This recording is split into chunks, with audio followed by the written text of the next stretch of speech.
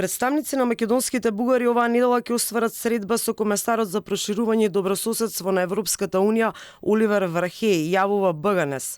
На средбата одат Петар Колев и Ѓорги Трендафилов од Граѓанско-демократската унија, како и Љупчо Ѓоргиевски од Бугарското сдружение Ванчо Михајлов од Битола. Тие во своето најавно писмо до еврокомесарот се жалат на притисоци врз бугарската заедница во Република Македонија, како и немање диалог со локалната и централната власт. Најавена тема на средбата според бугарските медиуми е институционална омраза и системска дискриминација кон бугарската заедница во државава.